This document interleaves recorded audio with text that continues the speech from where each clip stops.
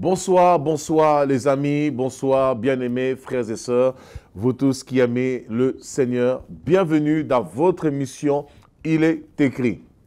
Alors, ce soir, nous allons partager sur un thème qui fait couler beaucoup d'encre, qui suscite beaucoup d'interrogations, un thème qui nous pousse à la réflexion, à se poser des questions quant à notre foi, à savoir si véritablement nous sommes dans la foi ou si nous ne le sommes pas. Et si c'est le cas, que nous puissions revenir dans la foi. Et si nous le sommes, que nous puissions persévérer.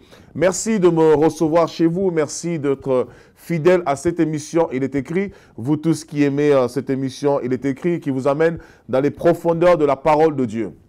Alors, comme dans son habitude, vous pouvez interréagir en direct en nous appelant au 06 51 91 40 80. Vous pourriez appeler, poser vos questions en direct. Nous ne manquerons pas, je ne manquerai pas de répondre à toutes vos questions. Alors, aujourd'hui, nous allons parler particulièrement du thème qui a été annoncé, c'est-à-dire les chrétiens en enfer et les païens au ciel. C'est vrai que c'est un thème qui suscite beaucoup d'intérêt, beaucoup d'interrogations, mais on va se rendre compte effectivement, en tant qu'enfants de Dieu, en tant que peuple de Dieu, nous risquons d'avoir des surprises. Voilà, et parce que dans les derniers jours, il y aura beaucoup de surprises, beaucoup de ceux qui pensaient servir Dieu, marcher avec Dieu, être avec Dieu, ils vont se rendre compte finalement, dans les derniers jours, tout le temps qu'ils ont passé à l'église, c'était un temps inutile et ils ont perdu leur temps à l'église. Alors, sans plus tarder, nous allons simplement rendre grâce au Seigneur pour ce temps, pour ce moment. Nous allons prier, rendre grâce à Dieu pour ce temps, pour ce moment. Et nous allons partager la parole de Dieu. Je vous invite à incliner vos têtes avec moi, à fermer vos yeux et bien sûr à vous munir de vos Bibles, un cahier et un stylo à côté pour pouvoir suivre cet enseignement. Père, nous bénissons ton nom, nous te rendons grâce, éternel Dieu de gloire. Merci pour ce direct, merci pour ce moment, merci pour cet enseignement. Seigneur, ta parole déclare dans 2 Timothée 3,16 que toute l'écriture est inspirée de Dieu et elle est utile pour instruire, pour enseigner, pour convaincre, afin que l'homme de Dieu soit propre à toute bonne œuvre. Et Seigneur, nous voulons que ta parole ce soir nous instruise, nous corrige, nous convainc, afin que nous soyons propres à toute bonne œuvre pour que nous puissions marcher selon ta volonté. Que ton Saint-Nom soit magnifié, que ton nom soit élevé, parce que tu es Dieu, tu es vivant. À toi seul soit toute la gloire. Et je prie que tu disposes les cœurs de toutes les personnes qui nous suivent à cet instant, qui regardent cette émission, que leur vie soit impactée, transformée par ta puissance, ô Dieu de gloire, et que tu agisses, Seigneur, ô Dieu, au plus profond de chaque être, de chaque âme, afin que le meilleur de Dieu ressorte et jaillisse dans chaque personne, pour que chaque personne soit à ton image. Que ton nom soit magnifié. Ainsi je t'ai prié. Amen. Alléluia. Alors, allons-y, droit au but. Le thème de ce message, c'est les chrétiens en enfer et les païens au ciel. Alors, vous me direz, mais si nous sommes chrétiens, automatiquement, nous sommes sauvés. La plupart des personnes pensent que le fait d'être chrétien leur garantit le salut. Beaucoup pensent que le fait de fréquenter l'église, ça leur garantit le salut. Beaucoup pensent que le fait de chanter à l'église, beaucoup pensent le fait de prêcher la parole de Dieu, ça leur garantit le salut. Non, bien au contraire, bien aimé, ça ne nous garantit pas le salut. Le fait simplement de suivre Dieu ne nous garantit pas le salut. Ce qui nous garantit le salut, c'est le fait de demeurer dans la parole de Dieu jusqu'au bout. Et ça, nous allons le voir tous ensemble. Alors, nous allons prendre 2 textes dans la Bible.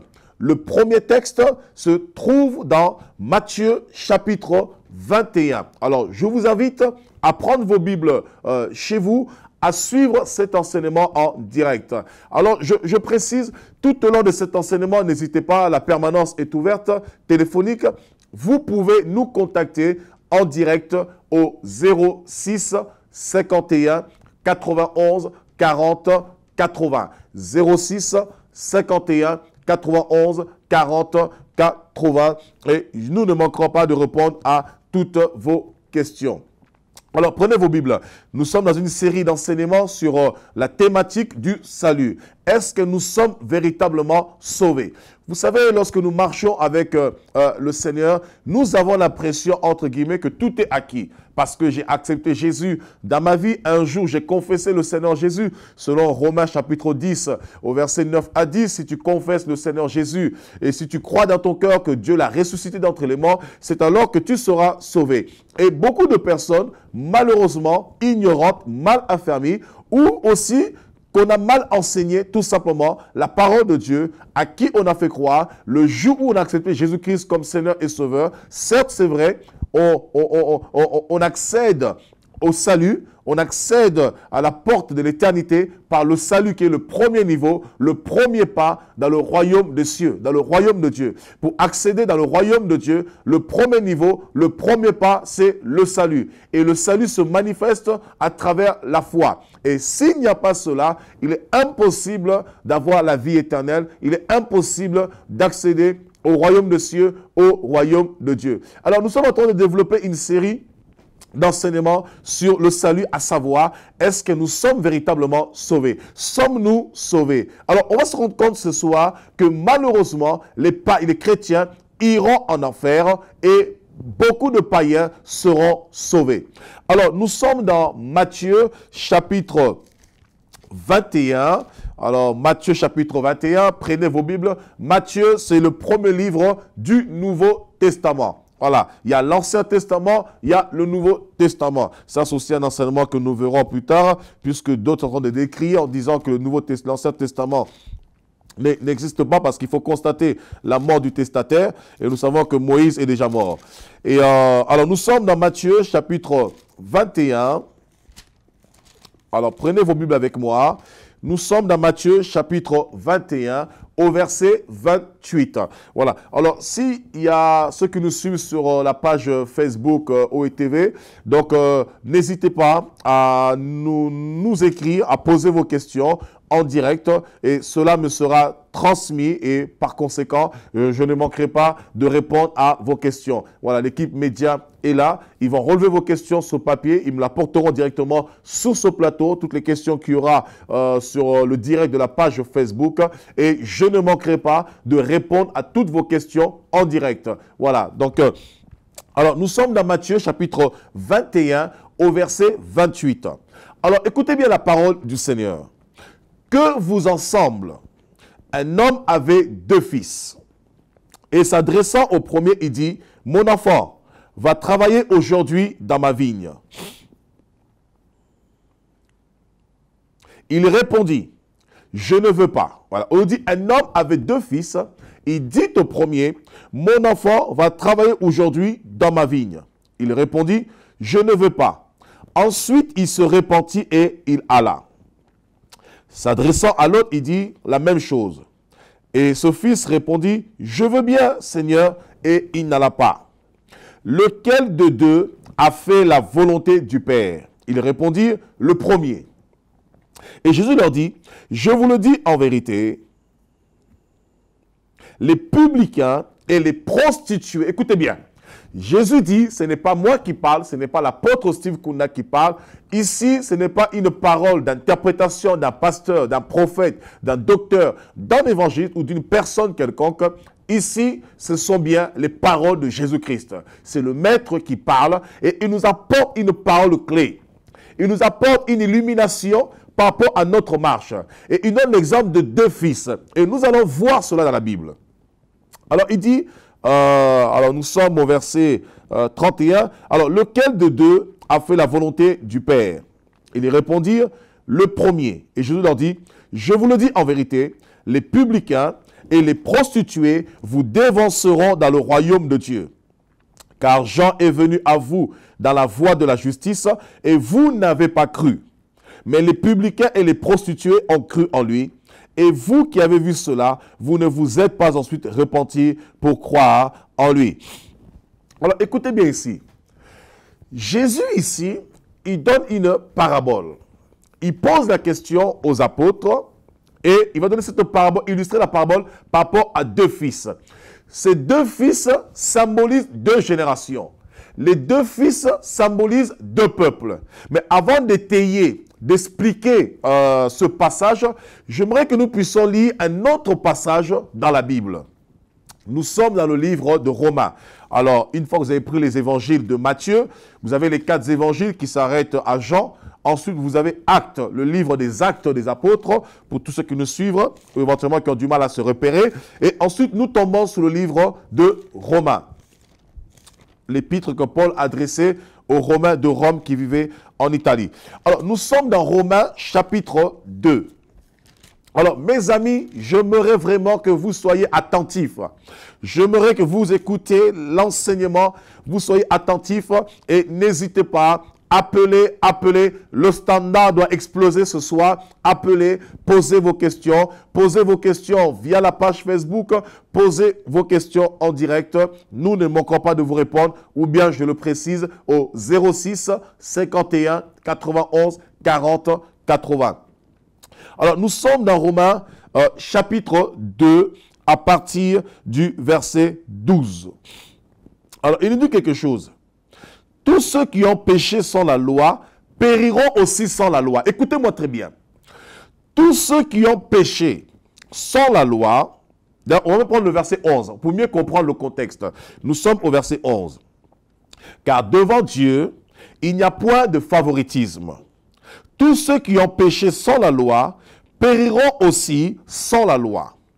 Et tous ceux qui ont péché avec la loi seront jugés par la loi. Voyez un petit peu. Au verset 13, il dit, « Ce ne sont pas en effet ceux qui écoutent la loi qui sont justes devant Dieu, mais ce sont ceux qui la mettent en pratique qui seront justifiés. » Écoutez très bien. Il dit, « Ce ne sont pas en effet ceux qui écoutent la loi qui sont justes devant Dieu, mais ce sont ceux qui la mettent en pratique qui seront justifiés. » La justification. Verset 14. Quand les païens qui n'ont point la loi de Dieu, les païens ici, ce sont les publicains. Les païens ici, ce sont les prostituées. Nous allons revenir là-dessus. Quand les païens ici, qui n'ont point la loi de Dieu, mais font naturellement ce que prescrit la loi, ils sont eux qui n'ont point la loi, une loi pour eux-mêmes. Ils montrent par là que l'œuvre de Dieu ou la loi de Dieu est écrite dans leur cœur. Leur conscience en rendant témoignage et leur pensée s'accusant ou se défendant tour à tour. C'est ce qui paraîtra au jour où, selon mon évangile, Dieu jugera par Jésus-Christ les actions secrètes des hommes. Waouh, waouh, waouh, waouh. Quelle parole merveilleuse, quelle parole puissante. Alors, j'aimerais que nous puissions faire un rétrospectif. Vous allez comprendre. Jésus, ici, il fait route avec ses disciples. Et là, il va discuter avec eux. Il leur pose une question. Il leur donne une parabole. Il leur dit, voici, un homme avait 2 fils. Et il prend le premier, il l'envoie travailler dans sa vigne. Et le fils, il dit, non, je refuse de travailler dans ta vigne. Et ensuite, il demande pardon. Il se repent sincèrement. Et il dit, bien sûr, je vais aller travailler dans ta vigne. Et on ne parle pas du fils aîné ou du fils cadet. On dit simplement, un homme avait 2 fils. Alors, on nous dit ensuite, il va dire à l'autre, hein, il dit à l'autre la même chose. Et ce fils répondit, je veux bien, Seigneur, et il n'alla pas. Il dit, lequel de deux a fait la volonté du Père? Il répondit, le premier. Alors, écoutez bien, très bien cette parabole. Le thème aujourd'hui, c'est les chrétiens en enfer et les païens au ciel. Jésus donne une parabole et il leur dit, un homme avait 2 fils. Le premier fils, Dieu lui demande de travailler dans la vigne. Or, la Bible nous présente Israël comme étant la vigne de Dieu. Et ces 2 fils, il y en a un qui symbolise Israël à la fois charnel et à la fois Israël spirituel. C'est-à-dire les Juifs orthodoxes qui étaient attachés à la loi de Dieu, à la parole de Dieu éventuellement, et aussi, comment dirais-je, les chrétiens qui se convertissent au Seigneur. Et ensuite, le second fils symbolise en fait littéralement les personnes en fait qui ne veulent pas accomplir la volonté de Dieu, qui connaissent la volonté de Dieu, qui ne veulent pas accomplir la volonté de Dieu. Donc, nous avons le juif, c'est-à-dire qui connaît la parole de Dieu, ou éventuellement le chrétien, Donc, un des fils symbolise le juif selon la Torah et en même temps l'Église qui reçoit la parole de Dieu parce que Israël était la vigne de Dieu, le champ de Dieu. Et nous avons cette parabole de la vigne dans Jean. Vous voyez un petit peu. Et l'autre fils symbolise justement les personnes qui ne s'intéressent pas à Dieu, littéralement, mais qui vont quand même obéir à sa parole. Il dit, cet homme avait un fils et ce fils, il demande de travailler dans sa vigne, dans son champ, littéralement. Il devrait, dans son champ, de labourer son champ, de travailler sa vigne pour que la vigne puisse produire du fruit, pour que la vigne puisse croître, pour labourer le champ. Or, la Bible déclare, bien aimé, dans le livre de Corinthiens, que nous sommes le champ de Dieu. Dans 1 Corinthiens 3, verset 9 à 7 même, la Bible déclare que nous sommes le champ de Dieu, nous sommes ouvriers avec Dieu. Donc, Dieu nous choisit pour travailler dans sa vigne. La vigne ici symbolise le royaume de Dieu. La vigne ici symbolise l'œuvre de Dieu. La vigne ici symbolise simplement la mission que Dieu nous assigne, la mission que Dieu nous confère. Vous comprenez un petit peu? Alors, la Bible déclare que cet homme, Jésus pose la question, il dit, cet homme avait deux fils. Et cet homme, c'était le Père. Voyez, le Père céleste, Dieu le Père. Donc, Dieu le Père a deux fils. Pourquoi? Parce que la Bible déclare dans le livre de Timothée, Dieu est d'abord le Dieu des croyants. Donc, ça veut dire quoi? Dieu a deux enfants, deux catégories d'enfants. Il y a ceux qui croient en lui et ceux qui ne croient pas en lui. Mais toutefois, les deux sont sortis de Dieu. Et il illustre cette parabole à travers ce verset. Il dit, le premier fils, il dit, va travailler dans la vigne. Réponds à l'appel, réponds au champ, va travailler au champ. Pourquoi? Parce que la Bible déclare que Dieu est d'abord le Dieu de croyants. Et comme Dieu est d'abord le Dieu de croyants et ensuite le Dieu de tous les hommes, c'est-à-dire, il est le Dieu des chrétiens, mais il est aussi le Dieu de païens. Ça peut vous choquer ce que je vous dis. Certes, c'est vrai, les païens sont fils de Dieu, mais ils ne sont pas fils légitimes. Ils sont fils de Dieu de façon illégitime parce que Dieu les a créés. Mais lorsqu'ils se convertissent au Seigneur, ils deviennent des fils légitimes. C'est comme nous, nous étions étrangers aux alliances, aux promesses de Dieu. Nous étions comme des fils de la rébellion. La Bible déclare clairement, nous étions des fils de la rébellion dans Éphésiens chapitre 2 au verset 1 à 4. La Bible déclare que nous étions des fils de la rébellion, donc nous étions fils de Dieu, mais néanmoins fils de la rébellion. Il a fallu que nous puissions nous repentir pour ceux qui ont accepté Jésus-Christ, pour être maintenant appelés fils de Dieu, pour avoir l'héritage des saints, pour avoir part à l'héritage de Dieu dans la lumière selon Colossiens chapitre 1 au verset 12 et par-dessus tout, acquérir la rédemption, la justification, la sanctification et le salut total. Voilà un petit peu, je ferme la parenthèse. Alors ici, comprenez, les païens sont aussi fils de Dieu, mais fils illégitimes. Et les croyants, ceux qui croient en Dieu, aussi bien juifs, grecs, peu importe, ils sont fils légitimes de Dieu, fils d'adoption, parce qu'ils ont été adoptés par Dieu. Donc ils prennent vraiment la place de fils pour Dieu. Et par conséquent, ils deviennent héritiers avec Dieu et co-héritiers avec Christ. Donc ce fils, Dieu lui parle. Le premier fils. Le premier fils ici symbolise le monde. Il dit, il avait un fils. Il lui dit, va travailler dans ma vigne. Et le fils ne voulait pas travailler dans la vigne. Et ce fils-là symbolise les personnes qui ne veulent pas de Dieu. Les personnes qui sont insensibles à l'entendement de Dieu. Les personnes qui sont insensibles à la parole de Dieu. Le Seigneur dit, il frappe à la porte de chaque cœur. Et il est venu pour que tout homme soit sauvé, afin que personne ne soit condamné. Il dit, celui qui croira sera sauvé, et celui qui ne croira pas sera condamné. Le premier fils ici symbolise le monde, symbolise les personnes qui n'ont pas reçu la parole de Dieu. Le premier fils ici symbolise les païens littéralement. Le premier fils ici symbolise les publicains, symbolise les prostituées. Alors il se passe quelque chose. Dieu appelle le premier fils, comme nous le voyons tous les jours. Dieu appelle les hommes. Dieu interpelle les hommes. La Bible déclare, le temps dans lequel nous sommes, dans Acte 17, Dieu appelle tout homme, à tout endroit, en tout lieu, à se repentir. Nous sommes dans Acte chapitre 17. Nous allons voir cela et nous continuons notre enseignement. Oh, bien-aimés, je vous dis, nous aurons beaucoup de surprises. Chrétiens, c'est l'heure de se réveiller du sommeil parce que nous aurons de surprises.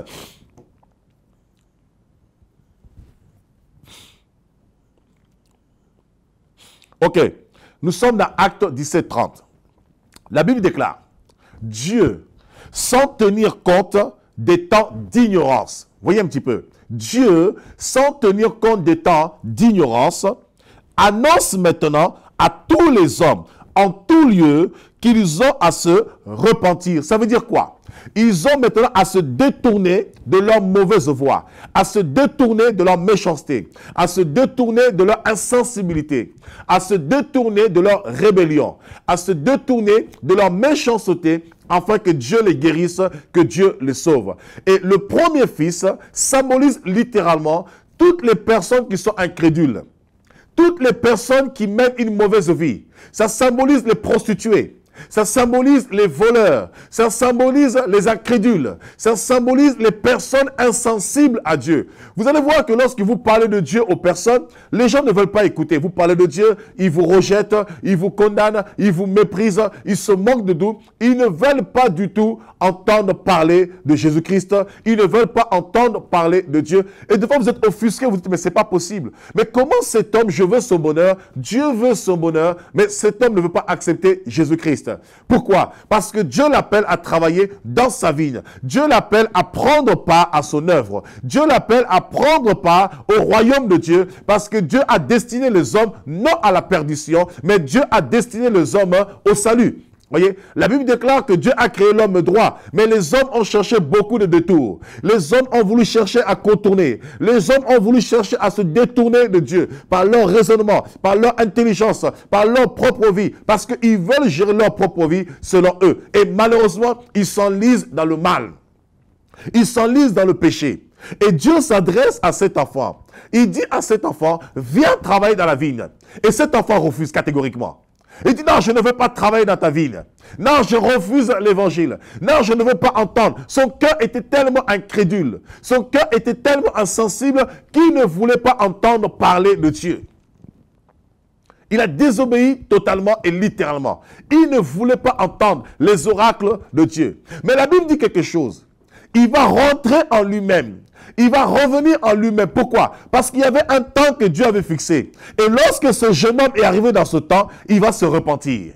Voyez, il va se repentir, il va rentrer en lui-même et il va dire, oui, je vais aller dans ta ville, je vais travailler. Littéralement, je vais prendre part au royaume, je vais prendre part à ton œuvre, je vais prendre part à ton champ, je vais être ouvrier. Parce que travailler à la vigne, c'est être ouvrier. Or, un ouvrier, c'est celui qui s'attelle à la tâche qui lui est assignée. Vous comprenez un petit peu? C'est celui qui œuvre avec Dieu parce que nous sommes ouvriers avec Dieu. Nous travaillons avec Dieu, nous œuvrons avec Dieu parce que nous sommes son champ.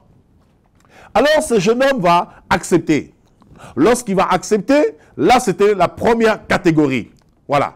Il va accepter. Alors que cet homme était au départ rédhibitoire, il s'était opposé à la pensée de Dieu, à la volonté de Dieu. Mais malgré lui, il va rentrer en lui-même, il va se repentir, il va accepter de travailler. Comme toutes les personnes. C'est pourquoi, bien aimé, méfiez-vous des personnes qui ne veulent pas de Jésus. Ce n'est pas parce qu'une personne refuse Jésus aujourd'hui que ça veut dire que toute sa vie, elle n'acceptera pas le Seigneur. Ce n'est pas parce qu'une personne rejette Dieu aujourd'hui. Écoutez, l'apôtre Paul ne voulait pas de Dieu. L'apôtre Paul était le premier à tuer les chrétiens. L'apôtre Paul insultait les chrétiens. L'apôtre Paul méprisait les chrétiens. L'apôtre Paul avait des lettres de recommandation pour pouvoir arrêter les chrétiens. À Damas, la preuve, c'est sur le chemin de Damas que Dieu va rencontrer l'apôtre Paul. Mais lui qui persécutait l'église, il est devenu un des plus grands défenseurs de l'évangile.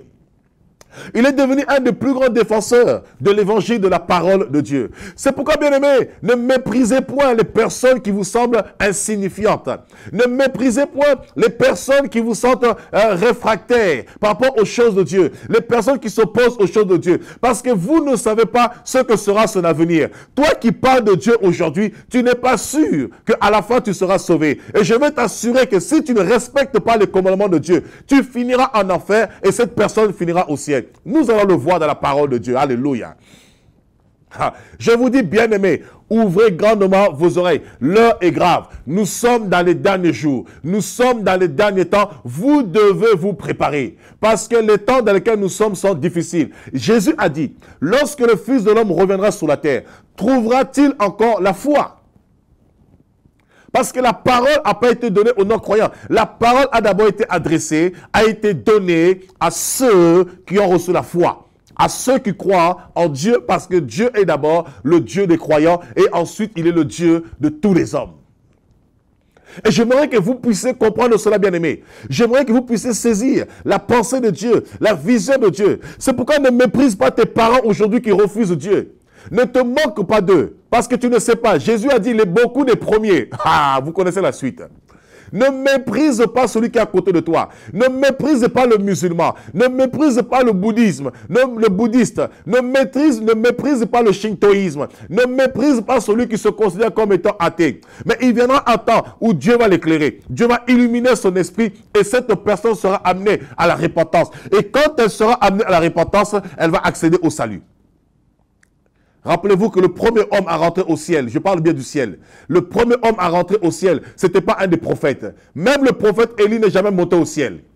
Le prophète Élie n'est jamais rentré au paradis. Il est monté au ciel atmosphérique, il a disparu, mais il n'est jamais rentré dans le paradis. Parce que la Bible déclare dans Jean chapitre 3, Jésus le dit clairement, au verset 13 à 14, « Personne n'est monté au ciel si ce n'est que celui qui est descendu. » Et la seule personne qui est descendue du ciel, c'est Jésus-Christ. Donc, personne n'est monté au ciel si ce n'est que celui qui est descendu. Donc, Jésus confirme par là, à part lui, il n'y a personne d'autre au ciel. Aucun des saints est monté au ciel. Aucun des apôtres, aucun des prophètes, aucun des docteurs, lui seul.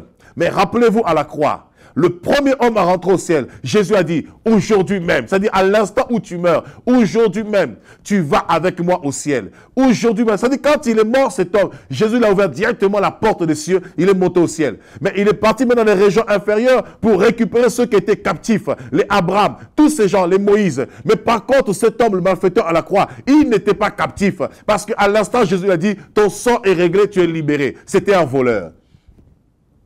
C'était un voleur. Oh, bien-aimé, c'était un voleur, un bandit, un escroc. Et c'est la raison pour laquelle, lorsque Jésus a été crucifié, on l'a mis parmi les escrocs, on l'a mis parmi les voleurs, on l'a mis parmi les bandits. Alors, continuons notre enseignement. On nous dit ensuite ici, le Père va s'adresser au deuxième fils.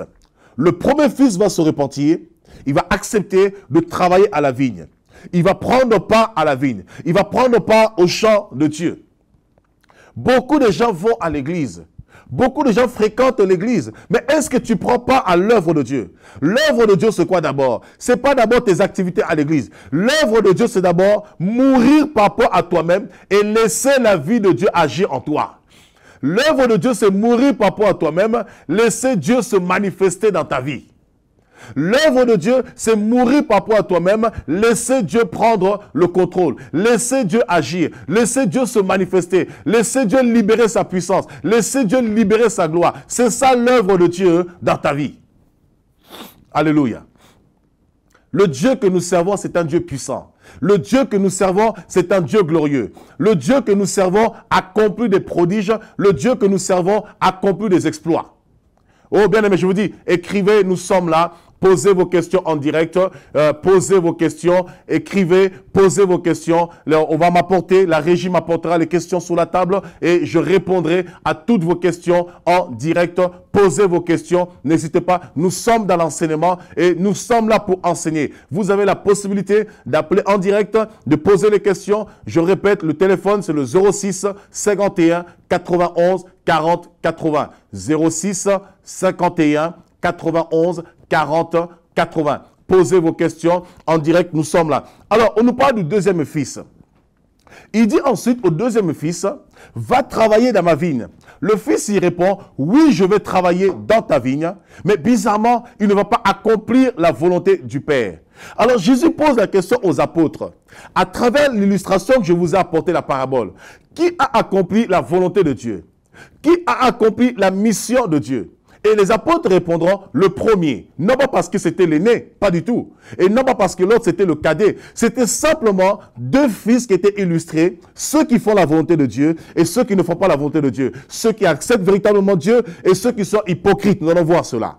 Alors Jésus et les apôtres répondront, le premier a accompli la volonté de Dieu. Le premier a satisfait la volonté de Dieu. Le premier s'est investi, s'est engagé avec Dieu. Et par conséquent, Jésus dira, plusieurs des publicains et plusieurs de prostituées vous dévanceront dans le royaume des cieux. Vous imaginez, Jésus s'adresse aux apôtres, il leur dira, plusieurs des publicains et plusieurs de prostituées vous dévanceront dans le royaume de Dieu. Donc ça veut dire, lorsque Jésus parle des publicains et des prostituées, il qualifie le premier fils comme étant un membre de publicain, comme étant un membre de prostituée. Lorsqu'on parle de publicains, les publicains, c'était les personnes qui prélevaient l'impôt pour le compte de la Rome impériale. Les publicains étaient mal vus auprès des Juifs parce qu'en même temps, aussi, non seulement qu'ils prélevaient l'impôt pour le compte de Rome, mais en même temps, ils volaient aussi un petit peu là-dedans. Nous avons par exemple Matthieu, l'évangéliste Matthieu, l'apôtre Matthieu, qui était justement péager, qui était aussi un publicain. Et ensuite, les prostituées, lorsqu'on parle de prostituées, les prostituées dans la Bible, ou simplement la définition de prostituée, une prostituée, selon la Bible, simplement, c'est une personne qui mène une mauvaise vie. Une prostituée, c'est une personne qui vend son corps pour un usage sexuel. C'est une personne qui vend son corps pour de la luxure ou pour un usage sexuel. Prostituée, ce qui donne en grec pornéo, ce qui donne en français littéralement porno ou la pornographie. Donc lorsqu'on parle de la pornographie par exemple, on parle de la prostitution, des prostituées, parce que ce sont des personnes qui se prostituent pour vendre leur corps, pour de la luxure. Vous voyez un peu? Donc c'est des personnes qui mènent une mauvaise vie. Une vie de dépravation. Or, la Bible déclare que la Babylone, dans Apocalypse 17, est la mère de toutes les abominations de la terre. La mère de tous les prostituées et de toutes les prostituées. Au singulier, tout comme au pluriel, et au masculin, tout comme au féminin. Donc, les publicains, ce sont des personnes qui prélevaient les impôts et qui volaient aussi, qui soutiraient un peu de l'argent au peuple et qui étaient mal vus auprès du peuple. C'était des escrocs, c'était des voleurs. Et les prostituées, ce sont des personnes de mauvaise vie. Donc, c'est-à-dire, dans les prostituées, nous pouvons intégrer les voleurs, les escrocs, les menteurs, les cupides, les impudiques, les idolâtres, toutes ces choses. Nous pouvons les englober dans les prostituées. Et Jésus dit clairement, au verset 31, il dira, je vous le dis en vérité, les publicains et les prostituées vous dévanceront dans le royaume de Dieu. Ça veut dire quoi? Les publicains et les prostituées auront la première place dans le royaume de Dieu. Ils auront le premier rang dans le royaume de Dieu. Ils rentreront dans le royaume des cieux avant le reste. Pourquoi? Parce que le deuxième fils, c'est l'image des Juifs. Le deuxième fils, c'est l'image des chrétiens. La Bible déclare dans Jean 10 que Jésus était venu d'abord pour les brebis égarées de la maison d'Israël. Et à l'époque de Jésus, les Juifs attendaient le Messie selon la prophétie de Jacob dans Genèse chapitre 49, au verset 10. Lorsqu'il dira, et toi donc Judas, le sceptre ne se loignera pas de Judas jusqu'à ce que vienne le Shiloh, celui à qui appartient le règne, le gouvernement, la souveraineté. Hein, le Messie, le Shiloh, le Messie, le Mashiach. Et les Juifs attendaient le Messie. Et lorsque le Messie va arriver, les mêmes personnes qui avaient reçu la loi, les mêmes personnes qui avaient reçu la parole de Dieu, comme l'Église aujourd'hui, les mêmes personnes qui avaient reçu la parole de Dieu, ils vont être réfractaires à la parole de Dieu. Ils vont refuser la parole de Dieu. Ils vont rejeter le Messie. Ils vont rejeter le salut. Alors que la parole avait été envoyée pour eux.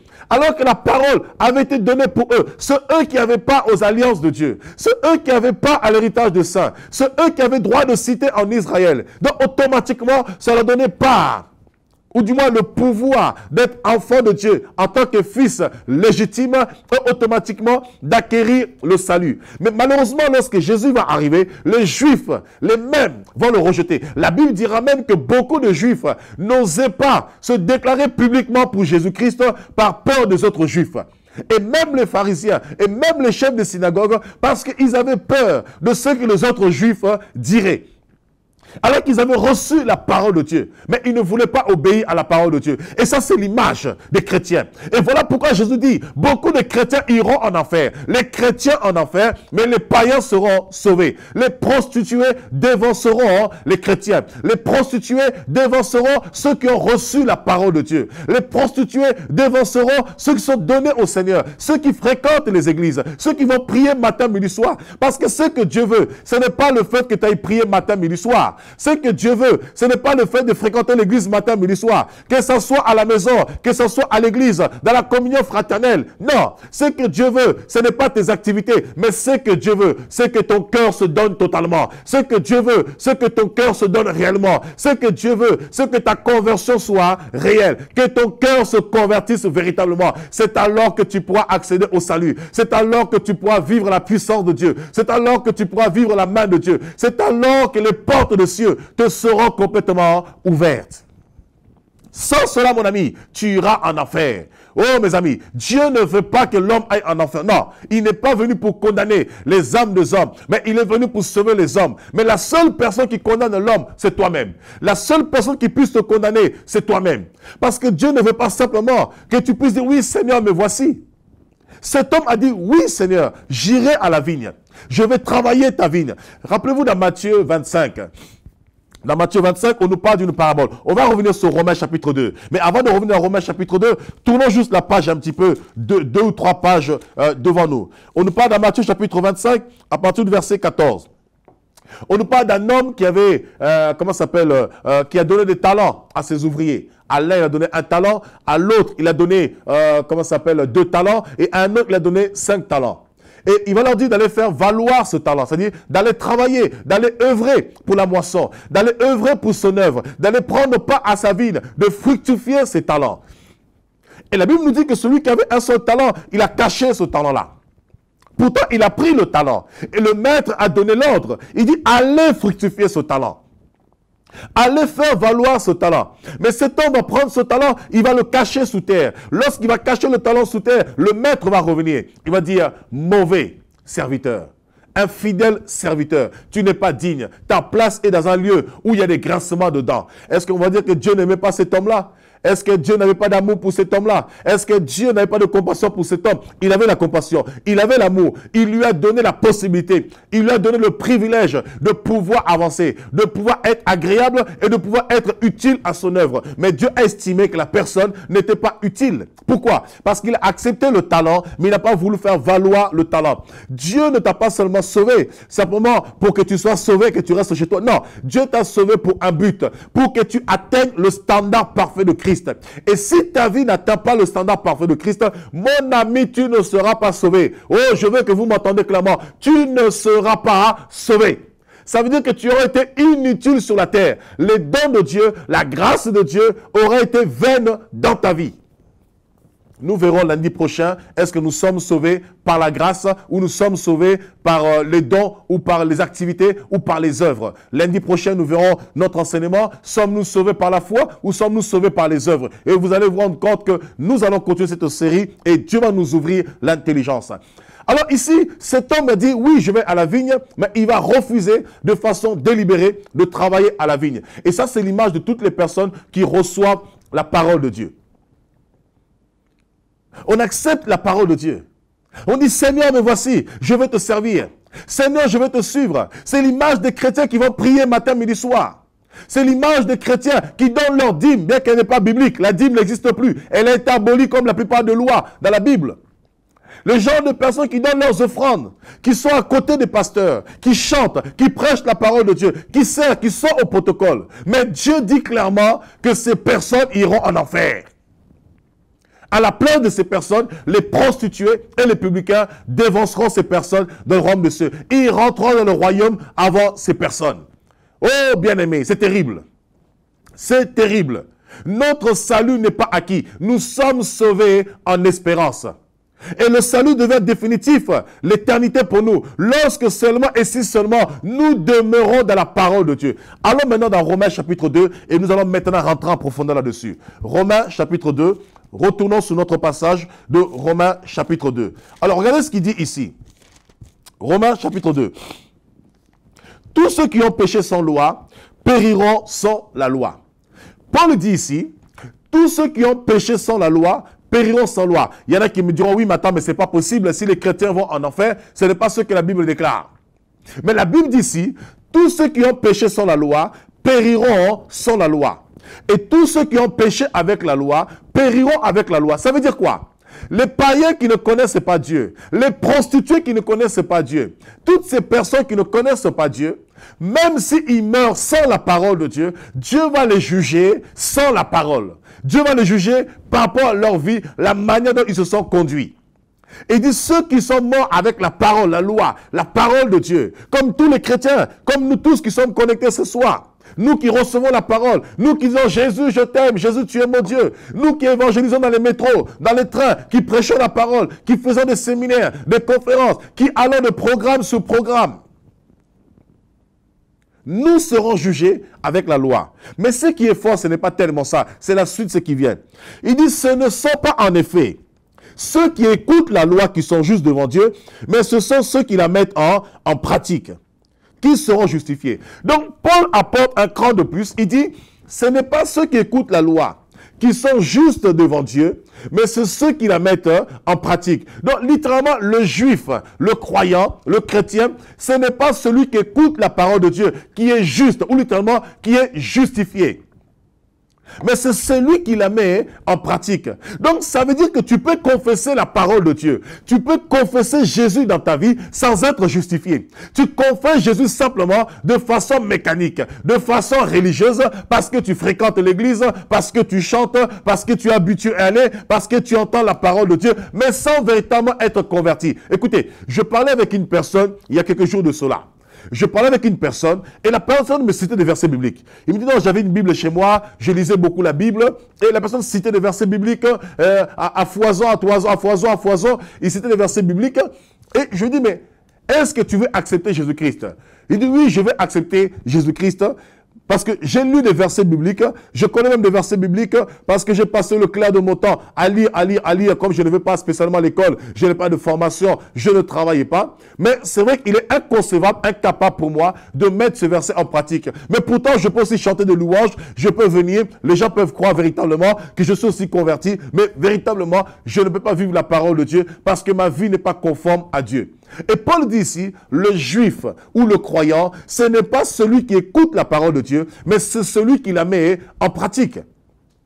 Donc ça veut dire que tu peux écouter la parole de Dieu, tu peux faire profession de foi, tu peux confesser Jésus-Christ, mais ce que Dieu veut, c'est la circoncision du cœur. C'est que ton cœur soit circoncis et que la conversion vienne du cœur. Sinon, sans cela, ton salut est vain. Sans cela, mon ami, tu iras en enfer. Sans cela, mon ami, tu es perdu. Sans cela, mon ami, tu es destiné à la perdition. Mais Dieu ne veut pas que tu sois destiné à la perdition. Non, mon ami, Dieu t'aime tellement. Tu as tellement de la valeur. Dieu veut ton salut. Dieu veut ta rédemption. Dieu veut que tu accèdes au ciel. Dieu veut que tu acquières l'éternité. Mais c'est à toi de demeurer dans la parole de Dieu. Paul dit ici, quand les païens qui n'ont pas la loi de Dieu, oh là ça devient intéressant, oh my God. Il dit, quand les païens qui n'ont pas la loi font naturellement ce que prescrit la loi, ils sont, eux qui n'ont pas la loi, une loi pour eux-mêmes. Écoutez maintenant, Paul dit, quand les païens, les prostituées, les inconvertis, les injurieux, etc., eux, ces personnes-là, qui n'ont pas la loi, mais quand ils font naturellement ce que prédit la loi, ils montrent par là que la loi de Dieu, même s'ils ne confessent pas Jésus, même s'ils ne croient pas publiquement, mais ils montrent par là dans leur cœur que la loi de Dieu est gravée dans leur cœur. Et à partir de ce moment, ils seront jugés par rapport à la loi morale qui est gravée dans leur cœur. Est-ce que vous comprenez un petit peu? Il dit, tant que les païens qui n'ont pas reçu la parole de Dieu, comme nous l'avons reçu, la parole par les anges, par des messagers, nous qui avons reçu la foi, qui avons accéder à la grâce, les païens, bien qu'ils n'ont pas reçu la parole de Dieu, mais lorsqu'ils font naturellement ce que prescrit la loi, ils montrent par là que la parole de Dieu est gravée dans leur cœur. Écoutez, je vais donner un exemple, vous allez comprendre. Vous avez des gens qui fréquentent l'église matin, midi, soir. Ils sont même proches des pasteurs. Ils sont collaborateurs des pasteurs. Mais ils vivent dans le concubinage. Ils sont co-ébinés. Ils vivent dans le concubinage. L'église est au courant, le pasteur est au courant, le frère est au courant, la sœur est au courant. Tout le monde est au courant. Mais la personne entend la parole de Dieu tous les jours. Mais la personne chante aussi à l'église. La personne peut exhorter les frères, peut encourager les frères. La personne aussi peut témoigner de Dieu. La personne peut aussi évangéliser. Mais sa vie n'est pas conforme à Dieu. Mais pourtant, il sait que Dieu a institué le mariage, que Dieu veut que nous puissions vivre dans le mariage. Mais la personne est dans le concubinage. Alors imaginez-vous maintenant le païen qui ne prie pas, qui ne fréquente pas l'église, qui n'a jamais fréquenté une église, qui n'a jamais entendu la parole de Dieu. Mais cet homme rencontre une femme, il se marie à la mairie avec la femme, il épouse la femme auprès de ses parents parce que la femme n'est pas un objet, la femme n'est pas sortie d'un arbre, la femme n'est pas sortie de la forêt, la femme est sortie d'une famille. Et la Bible déclare que le mariage soit honoré de tous. Alors imaginez-vous que cet homme qui n'a pas connu Dieu, qui n'a jamais fréquenté une église, lorsqu'il va à la mairie, il épouse sa femme auprès de la famille pour les honorer et au niveau des autorités qui sont instituées pour les honorer. D'après vous devant Dieu, qui est juste? Celui qui va à l'église tous les jours, qui vit en concubinage, ou bien le païen qui ne connaît pas Dieu, qui n'a pas la parole de Dieu, qui s'est marié? Entre celui qui va à l'église tous les jours, qui vit dans le concubinage, et le païen qui ne connaît pas Dieu, qui s'est marié, qui est juste devant Dieu? Qui a appliqué la parole de Dieu? Alléluia. Et c'est pourquoi Paul dit, les païens qui n'ont pas la loi de Dieu, lorsqu'ils font naturellement ce que prescrit la loi, ils montrent par là que la loi de Dieu est gravée dans leur cœur. Ils montrent que l'œuvre de la loi est écrite dans leur cœur, leur conscience en rendant témoignage et leur pensée s'accusant ou se défendant tour à tour. Donc ça veut dire que même le païen qui n'a pas Dieu, lorsque dans sa conduite, sa manière de marcher, dans sa moralité, il applique le principe de Dieu, sans même connaître Dieu, il montre par là que l'œuvre de Dieu est gravée dans son cœur. Et c'est la raison pour laquelle les chrétiens ne comprennent pas. Mais pourquoi les païens sont bénis, les chrétiens ne sont pas bénis? Mais Dieu fait pleuvoir sur les méchants et sur les bons. Mais ce qui va permettre la fécondité, écoutez, la pluie est un élément en fait à la fécondité. Vous voyez, écoutez quelque chose. J'ouvre une parenthèse. Lorsque nous parlons de la semence, dans l'agriculture, lorsqu'on parle de la semence, il faut 3 conditions pour qu'un arbre puisse, fleurir. Il faut qu'un arbre puisse, pour qu'un arbre puisse pousser, il faut 3 événements. Le premier événement, il faut la terre. La terre symbolise le païen ou bien le chrétien. Or, la Bible déclare dans le livre de Matthieu 5 que Dieu fait pleuvoir sur le méchant et sur le bon, sur les justes et sur les injustes. Alors, pour que la semence puisse se produire, il faut d'abord la terre. La terre symbolise la personne, l'injuste ou le juste. Deuxième élément, pour que la semence ou la bénédiction puisse jaillir une fois que... Parce que la bénédiction, c'est la semence. Mais pour que cette semence, cette bénédiction puisse prendre vie, il faut qu'elle tombe sur une terre. Jésus a dit, si le grain de sénévé ne tombe à terre et ne meurt, il ne peut produire de fruits. Alors, deuxième chose, il faut la pluie. Or, Dieu fait pleuvoir sur le méchant et sur le bon. Donc, deuxième condition, il faut la pluie. Lorsque la pluie vient arroser la bénédiction, vient arroser la semence pour la permettre en fait de croître. Et bien sûr, troisième élément qu'il faut, c'est le soleil, c'est la chaleur. Lorsque la chaleur vient frapper la bénédiction, ça fait exploser la bénédiction. La chaleur ici symbolise la persévérance, l'endurance et ainsi de suite. Une parenthèse que je ferme, que nous pourrons développer une prochaine fois.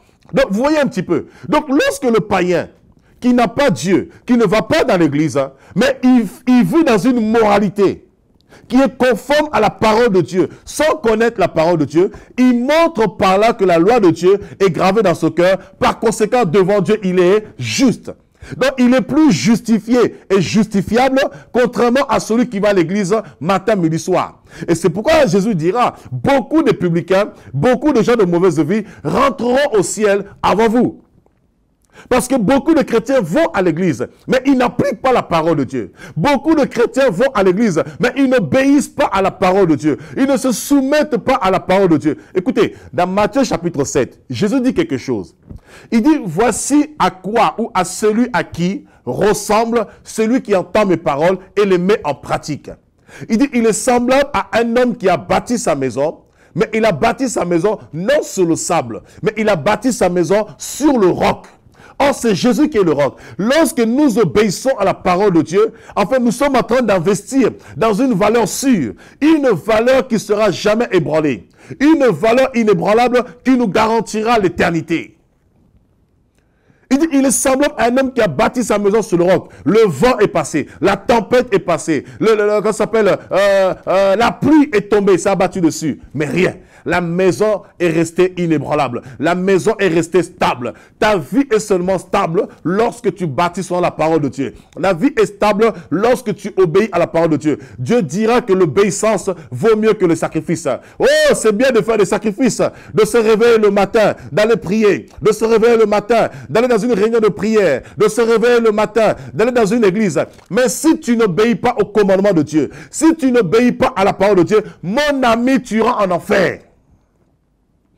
Tu iras en enfer. Oh, nous allons voir cela. Nous sommes en train de voir cela. Il dit parce que celui qui entend sa parole ne met pas en pratique, il est comme une personne qui a bâti sur le sable. Sa vie va tanguer, sa vie va vaciller. C'est pourquoi vous avez des chrétiens, lundi il va prier, dimanche il prie, l'autre dimanche il n'est pas là. Cette semaine vous le voyez, la semaine d'après vous ne le voyez pas. Vous avez des chrétiens clopants. Oh mon ami, on ne se moque pas de Dieu. Nous aurons de surprises. Nous sommes sauvés en espérance. Le salut n'est pas acquis. Le salut est acquis seulement et si seulement nous persévérons dans la foi. Si tu ne persévères pas dans la foi, mon ami, tu vas perdre le salut. L'apôtre Paul le disait, ce n'est pas que j'ai atteint le but, mais j'oublie ce qui est en arrière et je cours vers ce qui est en avant. J'oublie ce qui est en arrière, je cours vers ce qui est en avant afin de remporter le prix de la vocation céleste. Oh mon ami, si tu ne persévères pas dans la foi, si tu ne demeures pas dans la parole de Dieu, tu vas passer complètement à côté. Tu ne vas pas saisir la vision de Dieu et tu seras surpris. Et c'est pourquoi Jésus a dit, de deux hommes qui seront dans un lit, il y en a un qui sera pris et l'autre qui ne sera pas pris. Et ces deux hommes peuvent symboliser aussi deux personnes qui sont dans le même lit. Le lit de la parole, le lit de la révélation, le lit de la connaissance. Mais il y en a un qui sera pris et un qui sera laissé. Il y en a une qui sera prise et l'autre qui sera délaissée. Mais tout dépendra de ton engagement avec Dieu. Dieu veut que tu sois dans son champ. Dieu veut que tu sois ouvrier avec lui. Lorsque je parle d'être ouvrier avec Dieu, c'est d'abord être en communion avec Dieu. C'est connaître Dieu. Osée 6.3 nous déclare, connaissons et cherchons à connaître l'Éternel. Et dans Ésaïe 55, il est écrit, cherchez l'Éternel tandis qu'il est près. Invoquez-le pendant qu'il est près de vous. C'est très important. Tu dois chercher l'Éternel de tout ton cœur. Tu dois l'invoquer tandis qu'il est près de toi. Et Dieu est près de tous ceux qui le cherchent. Dieu s'approche de tous ceux qui s'approchent de lui. Oh bien-aimé, ne perds pas ton temps. Jésus a dit, beaucoup des premiers seront les derniers. N'oubliez pas mes amis, beaucoup des premiers seront les derniers. Mais à qui s'adresse-t-il ? Il s'adresse à ceux qui ont commencé dans la foi. Commencer dans la foi, c'est une bonne chose. Mais achever, c'est encore mieux. Commencer dans la foi, c'est une bonne chose. Mais aller jusqu'au bout de la course, c'est encore une autre chose. Tu peux commencer dans la foi et perdre le prix de la vocation. Oh oui, bien aimé. Tu peux commencer dans la foi. Et tu peux aussi être dans la foi. Et tu crois que tu es dans la foi. Mais tu n'es plus dans la foi, tu es sorti de la foi. Tu es dans le foie. Et le foie finira par périr. C'est un organe. Parce que la chair et le sang n'hériteront pas le royaume de Dieu. Oh mon ami, revois ta vie chrétienne. Paul dans 2 Corinthiens 13.5, examinez-vous et éprouvez-vous vous-même pour savoir si vous êtes encore dans la foi. Mon ami, tu peux penser que tu es encore dans la foi alors que tu es loin de la foi. Tu t'es égaré de la foi. Tu t'es éloigné de la foi totalement. Mais Dieu veut que tu reviennes dans la foi. Écoutez, l'apôtre Paul, plutôt Pierre, quand vous êtes dans Jean chapitre 21, l'apôtre Pierre, quand Jésus va mourir, Pierre va retourner dans le monde. Parce qu'il avait perdu espoir. Et quand Jésus se révèle à lui, il dit, Pierre, m'aimes-tu Simon Pierre? Et ensuite, il va lui dire, quand tu seras revenu, affermis tes frères. Il dit quoi? Quand tu seras revenu. Ça veut dire quoi? Pierre marchait avec Jésus, mais il y a un moment. Oh mon ami, Pierre a vu Jésus physiquement. Pierre a mangé avec Jésus. Pierre a côtoyé Jésus. Pierre a dormi avec Jésus. Pierre a vu tous les miracles qui sont décrits dans ce livre. Tous les miracles qui sont mentionnés dans ce livre, Pierre les a vécus. Il les a expérimentés. La multiplication des pains, la multiplication des poissons, les 2 drachmes dans la gueule du poisson, tant d'autres miracles. Pierre a vu cela. Sa propre belle-mère qui a été guérie de la fièvre par Jésus-Christ, le fils de Jairus qui a été ressuscité. Donc Pierre a vu des miracles en catastrophe. Mais le même Pierre, à cause de la désolation, à cause de la tristesse, à cause de la manque d'assurance, le même Pierre à renier Jésus. Et je lui dis, quand tu seras revenu, mon frère, il n'est pas trop tard pour revenir.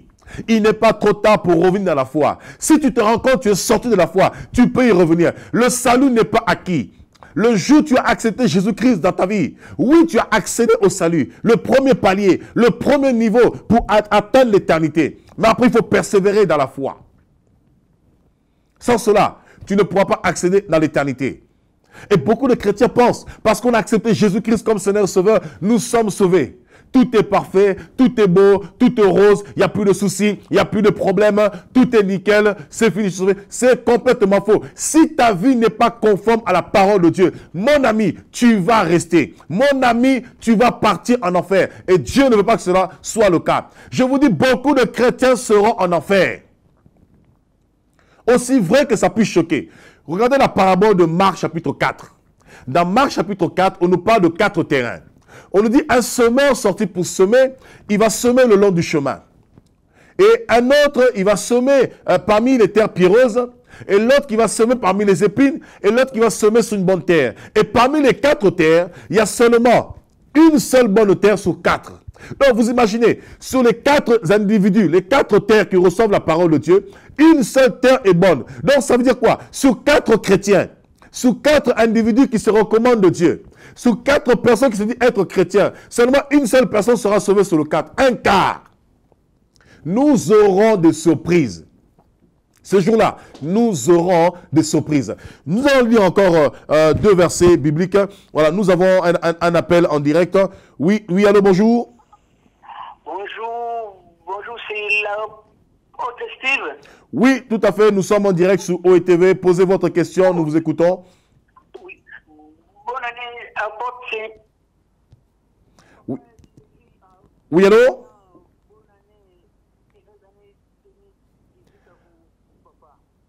Allô, vous êtes en direct, nous vous écoutons. Allô? Bon, nous avons perdu l'appel. Allô?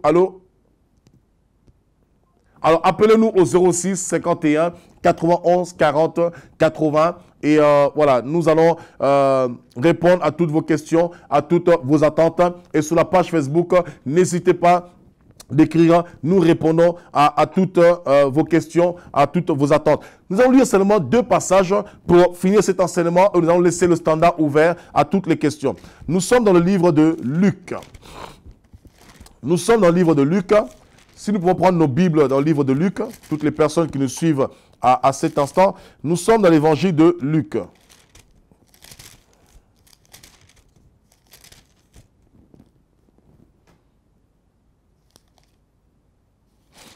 Nous sommes dans Luc chapitre 14 au verset 15.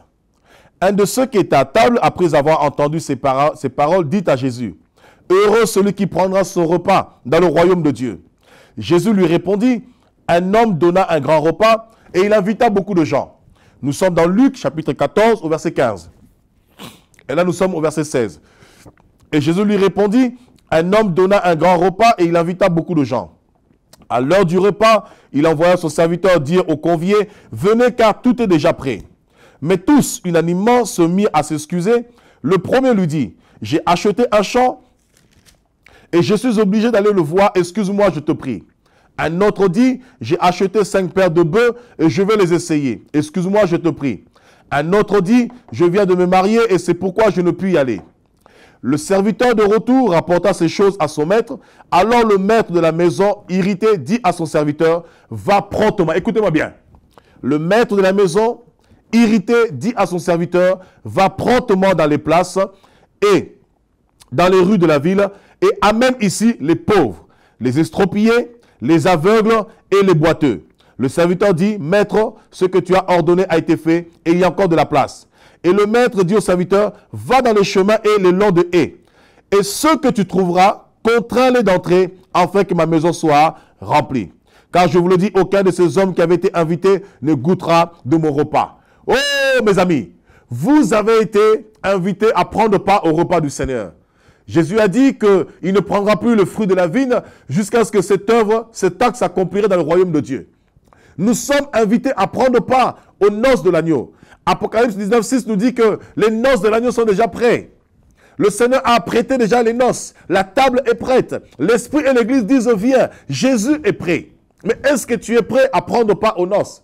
Et ici, cet homme a invité, a envoyé ses serviteurs pour appeler les conviés à pouvoir prendre part aux noces, à ce repas. Mais chacun avait une excuse. Et ce qui se passe dans nos églises, nous recevons la parole de Dieu. Mais que faisons-nous de la parole de Dieu? Que fais-tu de la parole de Dieu? Toujours des excuses. Oh, pasteur, je viendrai à l'église. Oh, pasteur, je viendrai prier. Oh non, je suis malade. Oh non, il y a le travail. Oh non, il y a les enfants. Tu pries pour que Dieu te donne des enfants alors que tu es stérile. Lorsque Dieu donne des enfants, les enfants deviennent une occasion pour ne pas aller prier. Les situations de la vie deviennent une occasion pour ne pas adorer Dieu, pour ne pas servir Dieu. Alors qu'à travers ta vie, Dieu veut te façonner pour qu'à travers toi, beaucoup d'âmes soient sauvées, en commençant par ta famille. Car il est écrit, crois au Seigneur Jésus, tu seras sauvé toi et ta famille. Et Dieu te demandera des comptes par rapport à toutes ces âmes qui sont en train de mourir autour de toi, dans ton travail, dans ton périmètre, dans l'hexagone, au lycée, au collège, toutes les âmes que Dieu met autour de toi, dont tu ne parles pas de lui, dont tu n'accomplis pas ta mission, Dieu te demandera des comptes. Et Dieu te dira, mauvais serviteur, serviteur fidèle. Contrairement aux autres, il pouvait dire bon et fidèle serviteur. Toi, il t'appellera mauvais et serviteur infidèle. Ta place est là où il y a des grincements de dents. Oh oui, mon ami, tu dois appliquer la parole de Dieu. Tu entends la parole de Dieu. Lorsque Dieu dit sanctifiez-vous, parce qu'il dit mon peuple, sanctifiez-vous, car je serai sanctifié au milieu de vous. Oh non, c'est trop dur. C'est le légalisme. Pourquoi? Parce que tu préfères le péché à la sanctification. Alors que Dieu est saint, pour s'approcher de lui, il faut être saint. Oh, Dieu connaît ta situation. Dieu connaît tes difficultés. Dieu connaît tes épreuves. Mais il a aussi la force, le pouvoir, la puissance pour te libérer de tes faiblesses. Mais il faut que tu lui fasses confiance. Il faut que tu aies la foi. Il faut que tu crois que non seulement Dieu existe, mais il est aussi le rémunérateur de ceux qui l'invoquent, de ceux qui le cherchent avec un cœur pur. Sinon, tu seras de ceux simplement qui invoque Dieu. Comme Dieu a dit, Ésaïe a bien prophétisé, ce peuple, mon nom de lèvres, mais son cœur est éloigné de moi. Et comme disait encore Osée, Osée disait, Jésus le dit dans, Marc 7, verset 36, hypocrite que vous êtes, comme disait Osée, ou du moins, comme disait aussi Ésaïe, hein, non seulement qu'il a prophétisé, ce peuple, mon nom de lèvres, et son cœur est éloigné de moi. Et dans Romains 9, 25, et là c'est comment s'appelle le prophète Osée qui parle. Et Paul répète les paroles du prophète Osée dans Romains 9, 25. Il dira, j'appellerai mon peuple celui qui n'était pas mon peuple. Oh, souviens-toi, Israël avait reçu la promesse de Dieu. Mais parce qu'il n'a pas saisi la volonté de Dieu, Dieu a pris les nations païennes. Et toi aussi, au jour d'aujourd'hui, tu es comme Israël. Dieu t'appelle à sa vigne. Dieu t'appelle à la moisson. Dieu t'appelle à son champ. Dieu t'appelle à t'engager avec lui. L'engagement n'a rien à voir avec tes activités à l'église. L'engagement, c'est la consécration de ta vie. C'est l'obéissance à Dieu, l'écoute à Dieu. Vaut mieux obéir à Dieu que plutôt d'obéir aux hommes. L'engagement, c'est ton intimité avec Dieu. Parce que plus tu connais Dieu, plus tu considéreras Dieu. Plus tu connais Dieu, plus tu marcheras dans la crainte de Dieu. Plus tu connais Dieu, plus tu serviras Dieu. Plus tu connais Dieu, plus tu vas influencer ce monde et tu vas répandre le don de la connaissance de Dieu. Tu n'auras pas honte de Dieu au travail, dans la maison, partout où tu iras. Tu n'auras pas honte parce que tu comprendras que tu es un témoin vivant et que ta vie est un témoignage. Combien de gens meurent dans ta famille alors que tu pries? Tu n'as même pas, tu as carrément honte de parler de Dieu dans ta famille. Combien de gens meurent autour de toi alors que tu parles de Jésus? Mais quand on regarde ta vie n'a rien à voir avec la parole de Dieu. Et c'est la raison pour laquelle la Bible déclare que le nom du Seigneur est blasphémé parmi les païens à cause de nous. Tu parles de Dieu, mais ton langage te trahit. Tu parles de Dieu, mais tu es insolent. Tu es insolente. Tu es vulgaire. Tu parles de Dieu. Tu es agressive. Tu es violente. Tu parles de Dieu. Tu vis dans le péché. Tu parles de Dieu. Tu es dans la publicité, dans la cupidité, dans le mensonge, dans le vol. Mais tu es dans l'église, tu sais. Cela ne te garantit pas le salut. Jésus a dit, plusieurs en ce jour me diront, Seigneur, Seigneur, n'avons-nous pas exercé la libéralité? Seigneur, Seigneur, n'avons-nous pas prophétisé? Seigneur, Seigneur, n'avons-nous pas chassé les démons? Seigneur, Seigneur, n'avons-nous pas imposé les mains aux malades? Seigneur, Seigneur, n'avons-nous pas donné des offrandes, des dîmes, des actions de grâce? Seigneur, Seigneur, n'avons-nous pas? Jésus dit clairement, je leur dirai ouvertement, retirez-vous de moi, vous qui commettez l'iniquité. Retirez-vous de moi. Allons dans Apocalypse 20, pour finir et nous allons prendre place à vos questions. Le standard est ouvert 06 51 91 40 80. Nous sommes dans le livre d'Apocalypse pour clôturer notre enseignement et nous aurons lundi prochain l'enseignement sur « Sommes-nous sauvés par la grâce ou par les œuvres ?» Voilà, nous sommes dans Apocalypse chapitre 21. Regardez ce que Dieu dit ici. Il dit au verset 7, « Celui qui vaincra héritera ces choses. Je serai son Dieu et il sera mon fils. » Il dit quoi? Celui qui vaincra. Jésus dit ici, celui qui vaincra, dans Apocalypse chapitre 21, verset 7, il dit, « Celui qui vaincra héritera ces choses, je serai son Dieu et il sera mon fils. » Mais pour les lâches, et dans l'église, il y a beaucoup de lâches.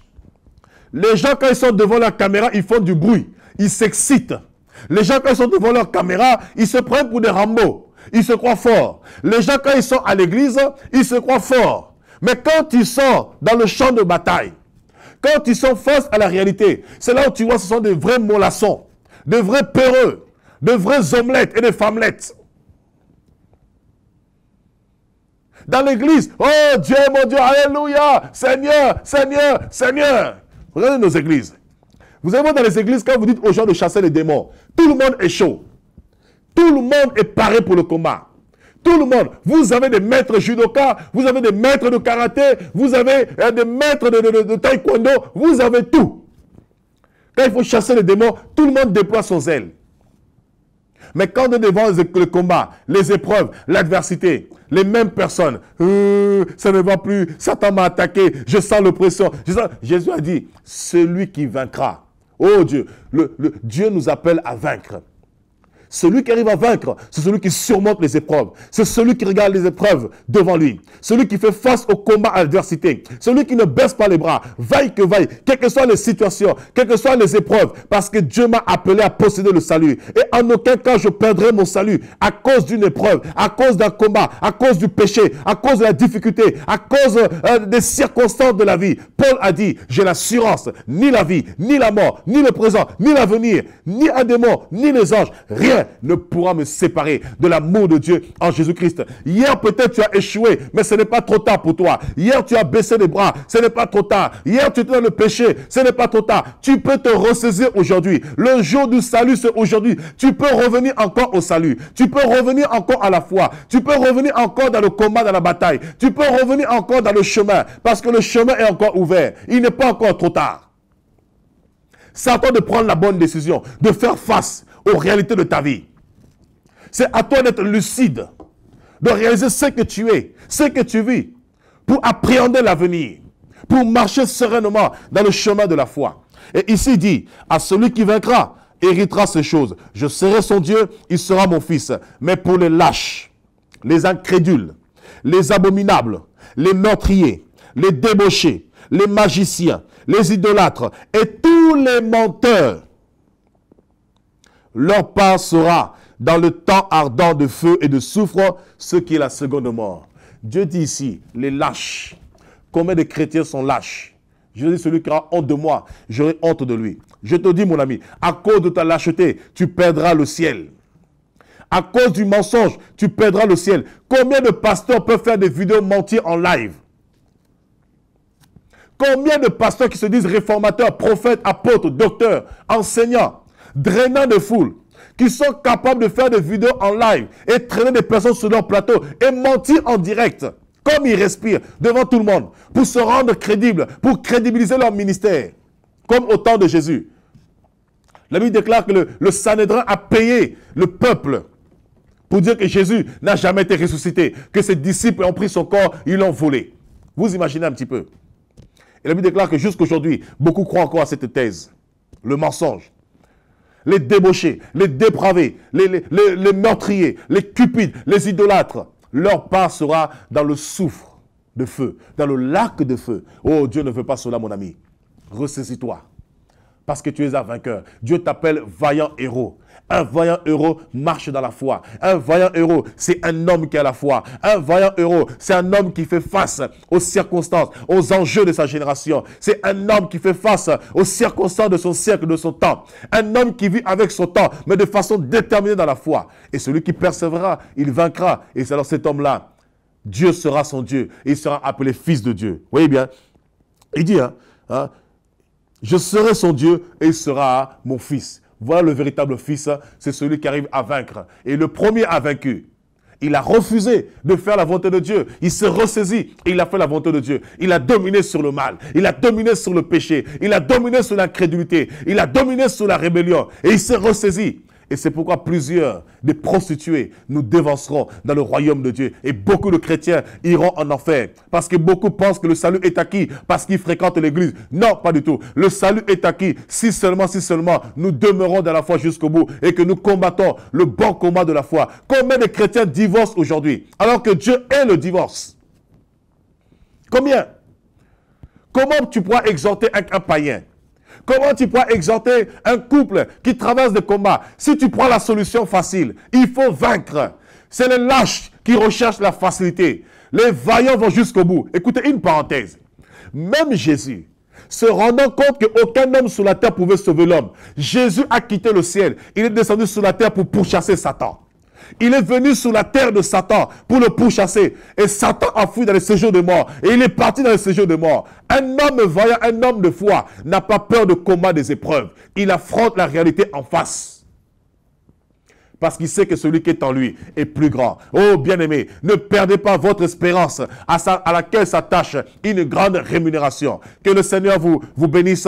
J'espère, bien-aimé, vous n'êtes pas de ce fils qui dit oui, qui écoute la parole et qui oublie, comme dira Jacques. Ne soyez pas des auditeurs oublieux. Soyez comme Rahab. C'était une prostituée. Mais lorsqu'elle a eu la révélation, elle a entendu la parole de Dieu. Elle a caché les options. Elle a obéi à la parole de Dieu. Elle a fait alliance. Elle a obéi à l'alliance. Et Dieu l'a ressuscité. Dieu l'a sauvé. Dieu l'a justifié. Soyez comme cette prostituée. Voyez un petit peu. Rahab était une prostituée. Mais c'est la seule qui s'en est sortie de toute la ville. Une prostituée. Étrangère à la vie de Dieu, qui est devenue l'ancêtre même du Messie. Voilà, on m'annonce que nous avons des questions. Alors, si on peut m'apporter les questions, nous allons répondre aux questions Facebook que nous avons. Nous allons répondre à ces questions. Et aussi, vous pouvez nous appeler, nous contacter au 06 51 91 40 80. Merci pour les questions. Voilà, alors... Ok, nous avons des personnes qui sont connectées à Paris, qui saluent simplement, que Dieu vous bénisse. La sœur Laurette Mavouba, la sœur Paulette Despravaux, le frère Jonathan Sanson, la sœur, mon bien-aimé ange, Jocelyne, que Dieu vous bénisse grandement. Alors, le salut du païen intervient sur la terre ou une fois mort? C'est une très bonne question. Quels sont les signes de notre assurance du salut? Alors, c'est simple.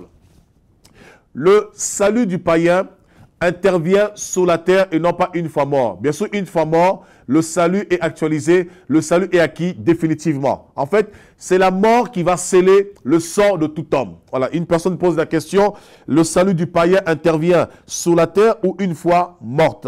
Alors, le salut du païen intervient sur la terre comme le malfaiteur à la croix. Il arrive sur ce poteau en bois, il accepte Jésus-Christ, il a la foi, une seconde avant sa mort, il réalise qu'il est pécheur, qu'il est mauvais, il se repent et Dieu le dit, aujourd'hui même tu seras sauvé. On a vu, il y a eu des polémiques sur Johnny Hallyday. Est-ce qu'il croyait en Dieu? Est-ce qu'il ne croyait pas en Dieu? Bien-aimés, ne jugez pas, vous ne savez pas. Jésus a dit, beaucoup de prostituées seront au ciel. Vous ne savez pas. Ceux qui l'ont méprisé, ça se trouve qu'eux, ils seront dans le séjour des morts. Là, il y aura des grincements de dents et cet homme sera au ciel. Alors, une fois qu'on est mort, la mort vient sceller notre jugement si véritablement nous sommes sauvés ou pas sauvés. Selon Hébreux 9, 27, il est réservé aux hommes de mourir une seule fois, après quoi vient le jugement. Donc, ce qui va sceller notre sort, c'est la mort. Voilà. Et c'est la mort qui va déterminer si nos œuvres étaient selon Dieu pour nous justifier ou si nos œuvres étaient des œuvres charnelles. Voilà pour la question. J'espère que la réponse était appropriée. Alors, on nous dit ici, quels sont les signes de notre assurance du salut? Ah ben c'est simple, les signes de notre assurance du salut se trouvent dans Tite chapitre 2 au verset 11. Nous pouvons le lire. Alors s'il y a d'autres questions en direct, n'hésitez pas. Le standard aussi est ouvert, c'est le 06 51 91 40 80. Voilà, je pense que l'équipe média fait le nécessaire au niveau de Facebook pour vous mettre le numéro du standard pour que vous puissiez appeler et que nous puissions répondre à toutes vos questions. Voilà, nous sommes dans Tite, chapitre 2, au verset 11. Car la grâce de Dieu, source de salut pour tous les hommes, a été manifestée. Elle nous enseigne à renoncer, voilà, la grâce de Dieu, elle nous enseigne à renoncer à l'impiété et aux convoitises mondaines et à vivre dans le siècle présent selon la sagesse, la justice et la piété, en attendant la bienheureuse espérance et la manifestation de la gloire de notre grand Dieu et du Sauveur Jésus-Christ.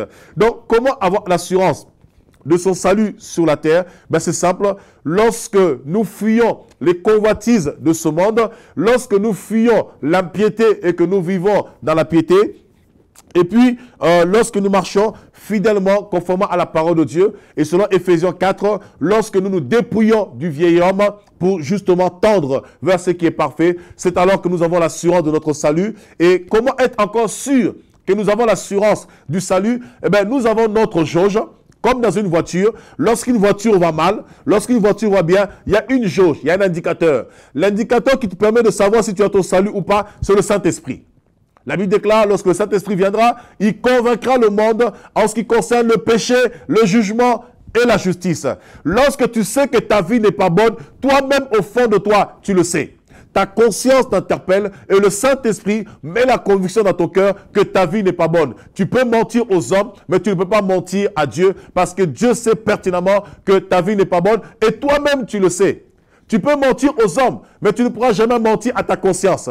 Même si tu mens aux hommes, ta conscience t'interpelle. Ta conscience te dit, la vie que tu mènes n'est pas bonne. La vie que tu mènes n'est pas conforme à la parole de Dieu. C'est pourquoi vous allez voir les cafards n'apparaissent jamais quand il fait jour ou quand il y a la lumière. Les cafards apparaissent toujours la nuit. Pourquoi? Parce que la nuit, c'est les œuvres des ténèbres. Et c'est pourquoi Éphésiens 5 dira, nous ne sommes pas des ténèbres, mais nous sommes de la lumière. Et étant de la lumière, on doit vivre en plein jour comme des enfants de la lumière. Voilà. Alors, je ne sais pas s'il y a d'autres questions. Alors, on me signale qu'il y a d'autres questions qui arrivent, qui sont en cours. Appelez-nous en direct au 06 51 91 40 80. Voilà, n'hésitez pas, appelez en direct. Nous allons répondre à toutes vos questions. Voilà, donc,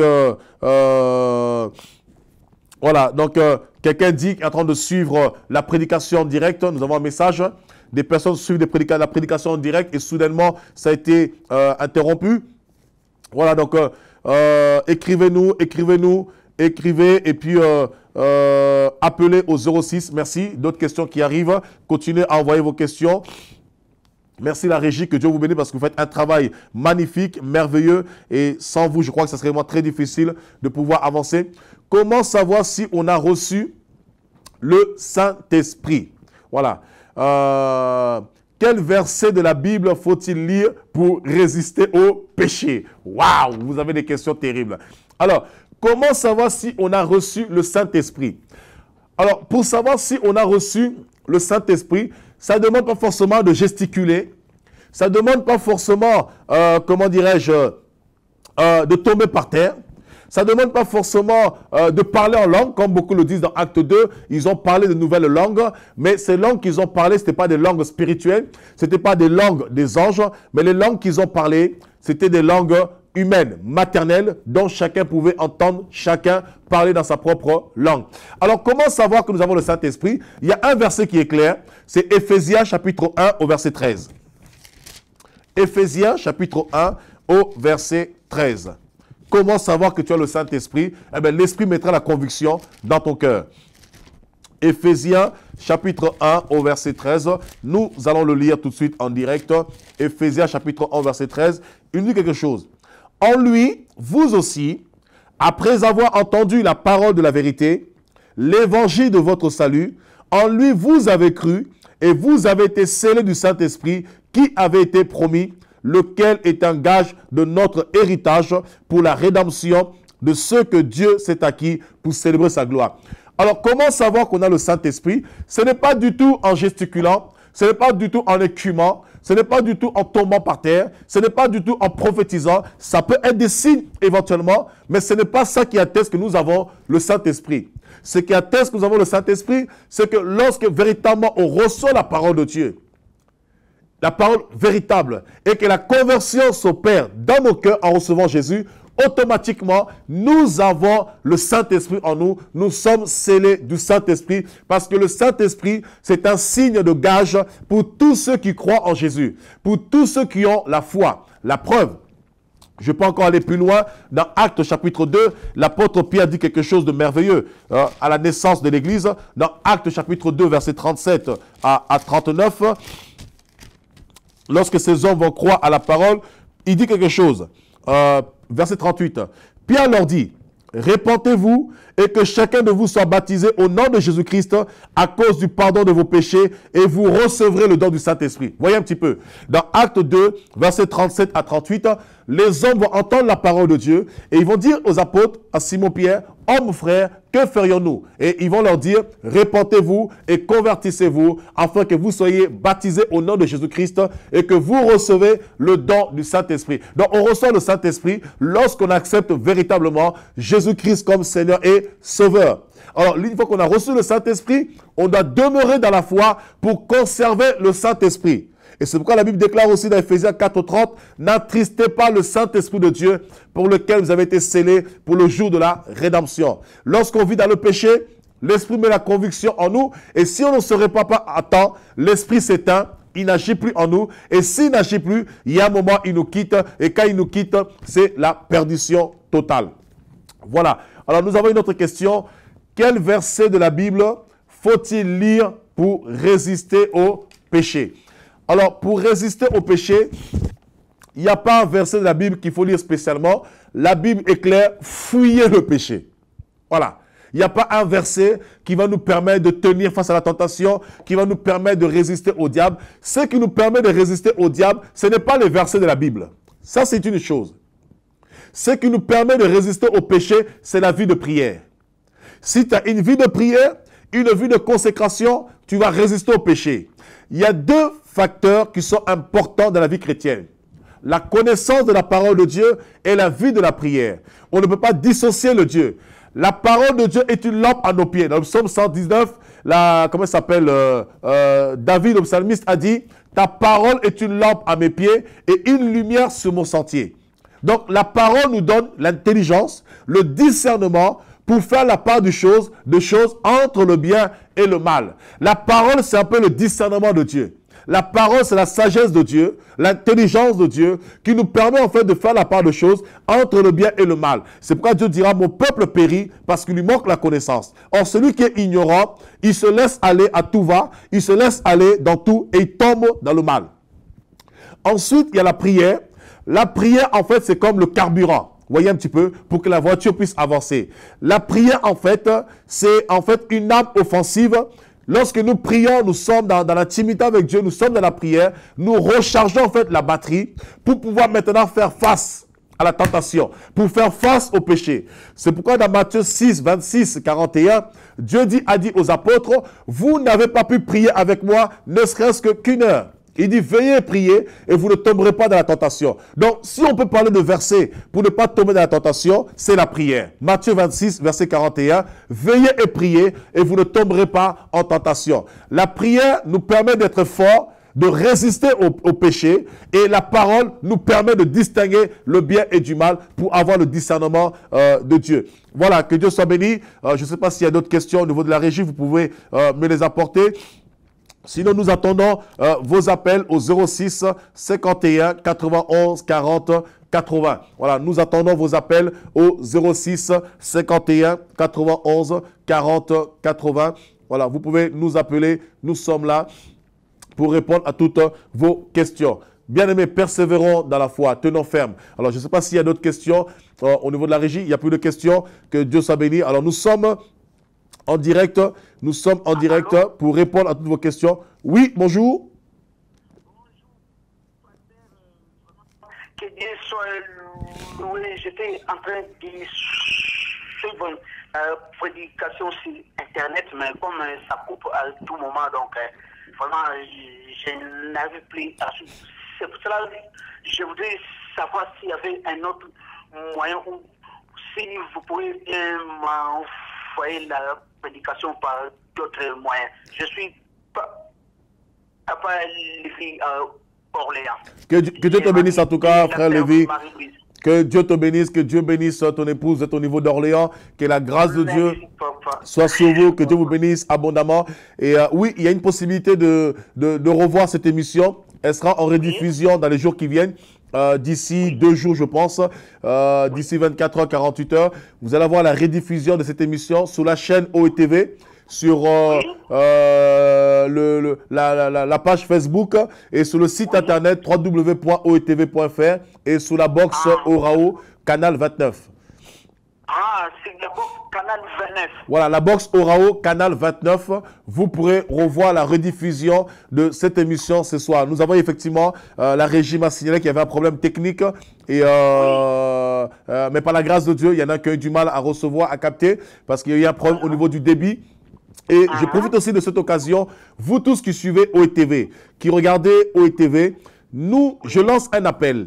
Nous avons lancé un appel aux dons parce que nous voulons aller plus loin. OETV, c'est un grand média, c'est une grande télévision et il y a plus de 20 émissions qui sont produites par OETV. Et pour régler tout ce problème de débit que nous avons, parce que nous n'avons pas la fibre optique, nous avons encore la DSL ici, éventuellement la 4G. Et souvent, ça coince au niveau du débit pour répondre, pour faire un travail de qualité, pour répondre à vos attentes, à votre exigence, parce que vous êtes tellement nombreux à vous connecter. Vous nous suivez depuis l'Afrique, depuis l'Europe, depuis la Belgique. Nous avons des personnes qui nous suivent depuis l'Italie, depuis la Belgique, l'Allemagne. Dans toute l'Europe, en France particulièrement aussi, et en Afrique. Et nous avons besoin de vous. Soutenez OETV. Je lance vraiment un appel. Vous qui aimez le Seigneur, qui voulez voir le royaume de Dieu avancer, qui voulez des enseignements de qualité, des enseignements qui vont vous emmener dans la profondeur de la parole de Dieu, des enseignements qui vous amèneront au salut.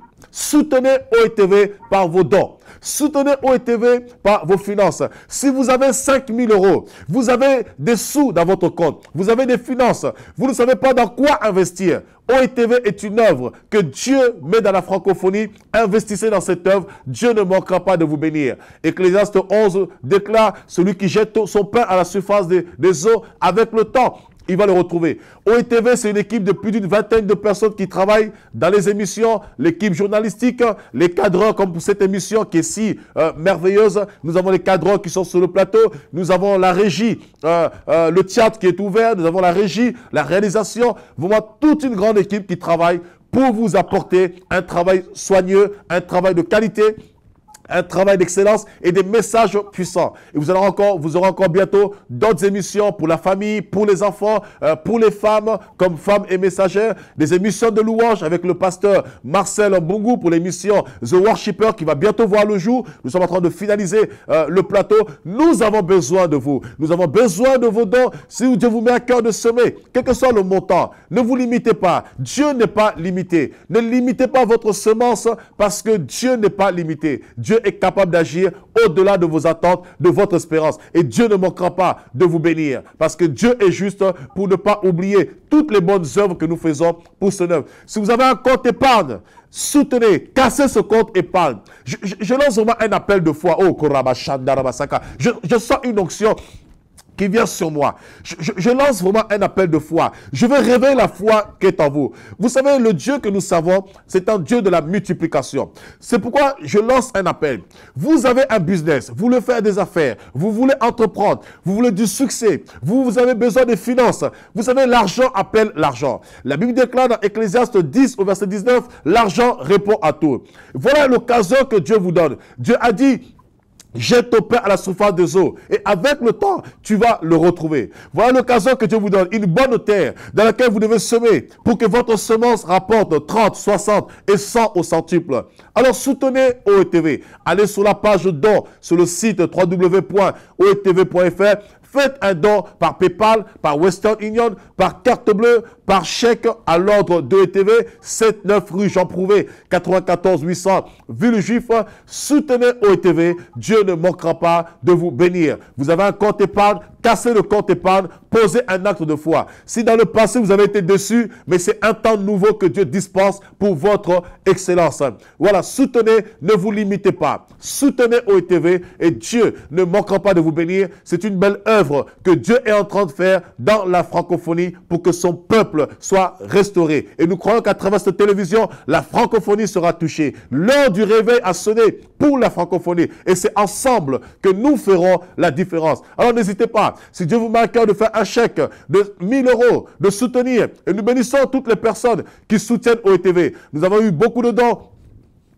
Nous avons eu beaucoup de personnes qui soutiennent par leurs dons, beaucoup qui nous appellent, qui soutiennent par 1000 €, même des ministères qui soutiennent. Nous vous bénissons, vous tous qui êtes des partenaires privilégiés de OETV, vous tous qui soutenez cette œuvre, qui faites avancer cette œuvre. Alors vous qui nous suivez à cet instant, qui n'a pas encore soutenu OETV, faites partie de ces partenaires privilégiés. Faites partie de ces hommes et ces femmes qui vont écrire l'histoire de la francophonie. Alors semez 1000 €, semez 2000 €, semez 3000 €, semez 4000 €, semez 5000 €, semez 10 000 €. Dieu ne manquera pas de vous venir et dans les générations futures aussi, il vous bénira. Il bénira vos enfants et les enfants de vos enfants. Voilà, et cela permettra, comme notre frère qui vient d'appeler, lui permettre aussi d'avoir un message de qualité pour éviter les coupures, pour qu'il puisse recevoir la parole et s'il a besoin de se repentir, qu'il revienne à Dieu. Vous savez, il y a de la joie au ciel pour une seule âme qui se répand.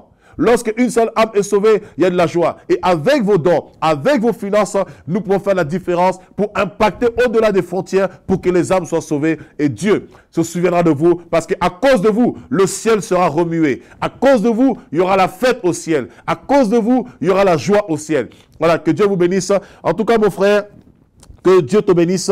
Nous tenons compte de ce que tu viens de dire. L'équipe média te contactera certainement en dehors de cette émission. Et d'ici 24h, 48h, tu pourras retrouver en rediffusion sur le site www.oetv.fr et sur la page Facebook cette émission de ce soir. Voilà. Que Dieu te bénisse en tout cas à la porte que Dieu mette la semence de la bonne parole en toi et que les mal s'éloignent loin de toi pour qu'il continue nous enseigner la parole dans la vérité. Alléluia, alléluia, que Dieu soit béni. Merci, pareillement, sois béni, ton épouse, la famille, les enfants et à très bientôt, bon courage. Merci beaucoup, apôtre. Bénis maman aussi et les enfants de notre part, de la part de la famille Mouzolo. Je ne manquerai pas, que Dieu vous bénisse, à très bientôt. Merci. Merci. Merci. Merci. Voilà, que Dieu soit loué. Vous pouvez nous contacter. Voilà, la permanence est encore ouverte. Nous avons encore 5 minutes pour clôturer pour les questions-réponses. Alors, maintenant, à la régie, il y a encore d'autres questions qui viennent d'arriver. Je ne sais pas combien de questions il y a. Et combien de questions il y a au niveau de la régie? Voilà, donc nous allons répondre à la question. Si vous pouvez m'apporter rapidement la question, la régie, s'il vous plaît, pour que nous puissions clôturer. Et je vous invite à se retrouver lundi prochain pour l'émission Il est écrit et où nous allons aborder particulièrement sommes-nous sauvés par la grâce ou sommes-nous sauvés par les œuvres ou littéralement par la loi. Voilà. La conversion, alors la question qui est posée, est-ce que, alors ça serait bien si on peut avoir les noms, les personnes qui posent des questions via Facebook, si on peut avoir vos noms et de savoir d'où vous vous situez, ça va nous permettre aussi d'encourager tous ceux qui nous regardent pour comprendre que OETV va au-delà des frontières. Mais que Dieu vous bénisse. Alors une question a été posée, à savoir la conversion qui nous ouvre grâce au sang du Christ sur les bénédictions divines est-elle définitive le jour de notre baptême ou est-elle à bâtir jusqu'à la fin de notre vie terrestre? Ok. Alors, la conversion qui nous ouvre grâce au sang du Christ sous les bénédictions divines, cette conversion n'est pas définitive. Tous les jours, notre foi est éprouvée. On va prendre la Bible dans Philippiens chapitre 2. L'apôtre Paul dit à l'église de Philippe, aux Philippiens, à l'église de Philippe, dans Philippiens chapitre 2, il leur dira, mettez en œuvre votre salut avec crainte et tremblement. Lorsqu'on accepte Jésus-Christ par la grâce, nous n'avons pas au sang de Christ par la nouvelle alliance. Et par conséquent, nous devenons héritiers de Dieu et co-héritiers avec Christ, selon Romains chapitre 8, versets 17 à 18. Alors, qu'est-ce qui se passe? Nous jouissons de toutes les bénédictions spirituelles dans le lieu céleste. Tout enfant de Dieu qui a accepté Jésus-Christ par la grâce, il peut jouir de toutes les bénédictions spirituelles dans le lieu céleste. Mais par contre, pour que la grâce soit permanente, pour que la grâce soit continuelle, il faut que la personne demeure dans la foi tous les jours. Et c'est pourquoi l'apôtre Paul dit dans 2 Corinthiens chapitre 13 au verset 5, « Examinez-vous et éprouvez-vous vous-même pour savoir si vous êtes encore dans la foi ou si vous êtes égarés de la foi. » Et Jésus dit dans Luc chapitre 18 au verset 9, « Lorsque le Fils de l'homme reviendra sur la terre, trouvera-t-il encore la foi sur la terre ?» Donc cela montre par conséquent, lorsqu'on accepte Jésus-Christ par le moyen de ce sang, nous sommes bénis de toutes les bénédictions, mais pour que la grâce et la faveur demeurent, nous nous devons de persévérer. Et c'est là où Jésus a dit, celui qui persévérera jusqu'à la fin, il sera sauvé. Mais toutefois, même si nous ne craignons pas le Seigneur, comme la grâce est disposée, Dieu peut agir dans nos vies. Et cette bénédiction peut nous faire croire que nous sommes encore dans la grâce ou nous sommes encore sauvés. Et ça, c'est la question que nous allons aborder lundi prochain dans notre émission. Sommes-nous sauvés par la grâce ou sommes-nous sauvés par les œuvres? Que Dieu vous bénisse pour votre fidélité, pour vous tous qui aimez cette émission, pour vous tous qui m'accueillez chez vous dans vos maisons à chaque émission. Que Dieu vous bénisse.